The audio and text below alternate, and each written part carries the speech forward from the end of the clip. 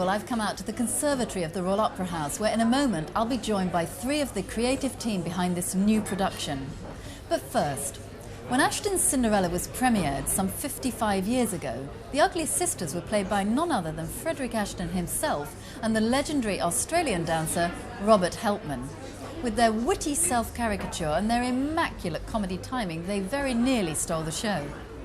So let's take a look at Ashton's particular contribution to the great British tradition of dancing on travesty, or as you and I would say, in drag.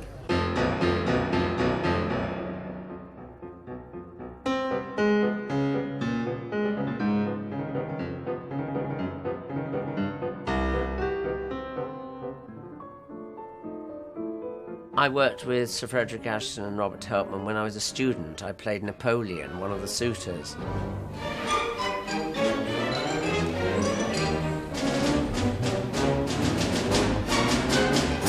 They were looking for somebody very small, and they had somebody in the company that was going to do it, and Robert Helpman was walking down the corridor with Sir Fred, and Sir Fred pointed at me. I didn't know what was going on.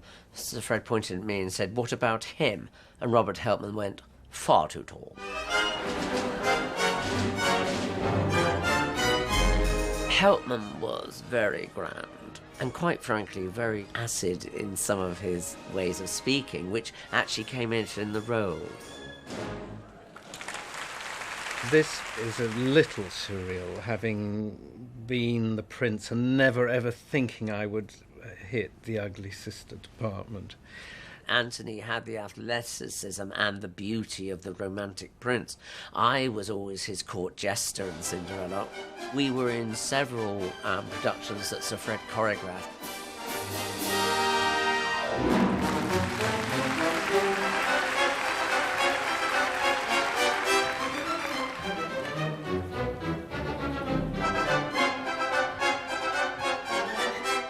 We've been on stage many times, right through our careers. So in fact, we used to wait in the wings a lot in these ballets together, and we used to say, well, one day maybe we'll end up at the end of a pier as a double act.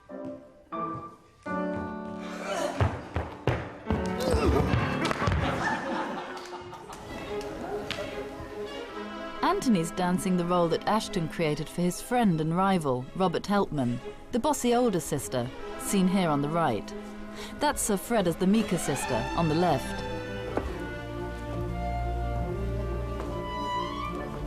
Fred's steps are actually very dainty, and they're very almost sort of 18th century. Helpman is much more the Spanish flamenco type. That's his extrovert quality.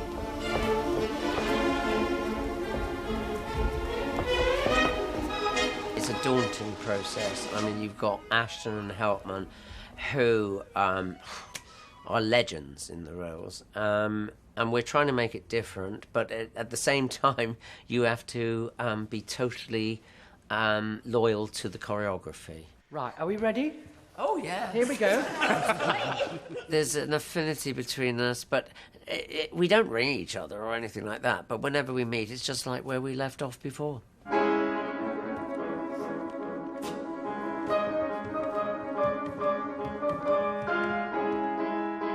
When you first start doing something, a lot of business happens. You put everything in. And in an opera house this size, if you become too mannered, it becomes a blur, because you're being seen from parts of the house as a small figure. So one learnt from the great artists, from those two and from Fontaine and everything, that, it's economy. And so you've got to distill it into the telling moments. Everybody is expecting me to do Helpman's role because I'm a very outspoken and extrovert person. And Anthony, who is very reserved and in a way shy, they expected us to reverse roles. But I think there's a bitch in Anthony and there's a reserved quality in me.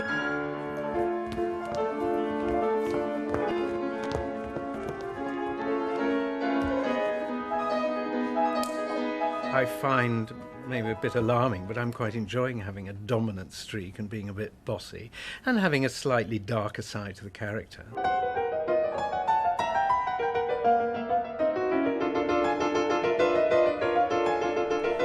Frederick Ashton appears to be the quintessential Englishman, but in fact he was born and brought up in South America.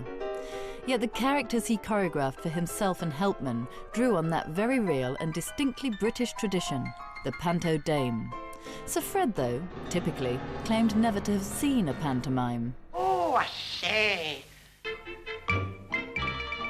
It's exactly 200 years ago that Cinders and her ugly sisters were first seen in this country in pantomime. Over the last 2 centuries, funny men have continued to dress up as funny women in an outrageous stage tradition of men in frocks. There we are, Cinders. Oh, thank you. Give us a clap, boys and girls. The ugly sisters are people, whether they're men in frocks or women in frocks or whatever. They are people. They're sad, actually. They're very sad because they're ugly, and nobody wants to be ugly. And positions and Wayne.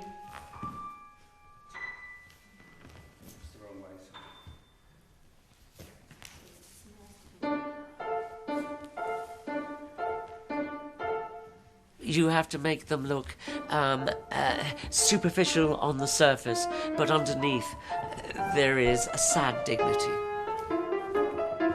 We are in ballet, so it's not like men in frocks trying to be camp as women. It's about men in frocks, but also about the tradition of pantomime, but also it is a feminine thing because we are doing steps as women.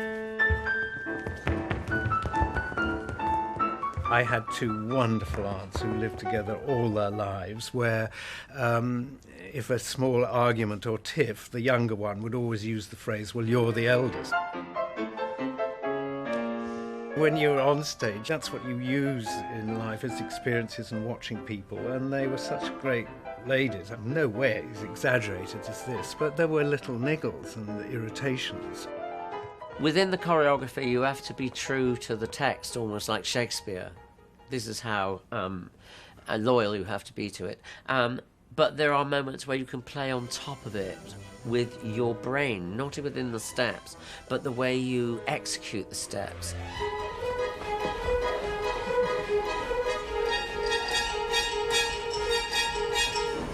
If it was that simple that it was just like a pantomime dame and a man in a frock, or it was a tranny where you were totally camp and over the top and tried to look and deceive people that you weren't a man, that's different. And a 1. 8, 9, 10. 1. We have to be a bit more female than that because of the steps, and we don't speak. Yes, one's thinking one is a woman character. Yes. It's not joke, here 2 fellas in frocks. No. Although the audience will perceive it that way.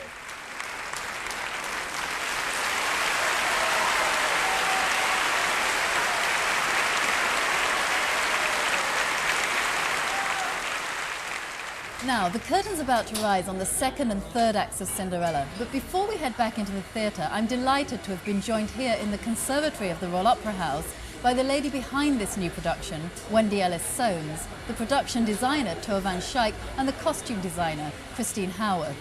Wendy is a former ballerina with the Royal Ballet and danced Cinderella herself, and her late husband, Michael Soanes, was the prince in the original production.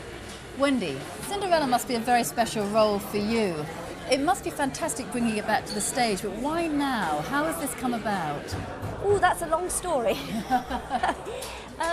Sir Anthony Dowell actually approached me before the Opera House closed. So way back in the 90s? Yes, he did. And then, as you know, when it closed, they went to the festival hall, and that wasn't the right venue for a new production. So we said, okay, let's wait until the house opens. And then this would be much better because all the new technology that they have backstage, larger stage space, all that combined, and so that is why we're doing it at this present time. And how is it a new production? Because I think people watching at home might think, well, the steps are different. Is the choreography any different? No, it's absolutely the same. The choreography is as it was, always. The new thing are the new sets and new costumes. I'm going to turn to tour now because we've moved on to the production here. Is it a challenge making, for instance, the interior of a house, but still leaving room for the dancers to do their steps? I'm so terribly used to doing sets for ballet that if ever you have to do sets for an opera, for a play, it's like a treat because you can use the floor space also for decoration. But like I said, I'm completely used that ballet needs the floor, but it does need a lot of calculation and measuring because, for instance, we were talking about the tall staircase that Cinderella has to come down from. Well, a staircase of, I think, 11 steps takes up a lot of space. Of course. And you have to calculate it so that there's still space enough in front for the dancers. Because it's a big cast, isn't it, in Cinderella? There's a lot of people on the stage. It's an amazingly large production. We have had it for years and years also with my company in Amsterdam, the National Ballet of Netherlands. But I wasn't involved personally in that production, and I didn't realize how large the production is until I had to start working on it. Christine, every little girl that wants to be a ballet dancer wants to dance in a fairy tale. Did you always want to design costumes for a fairy tale? Oh goodness, I first saw this ballet when I was 12 years old, and I saw Bobby Helpman and Sir Fred in the production, so I was very fortunate, and I never forgot it, and it impressed me so much.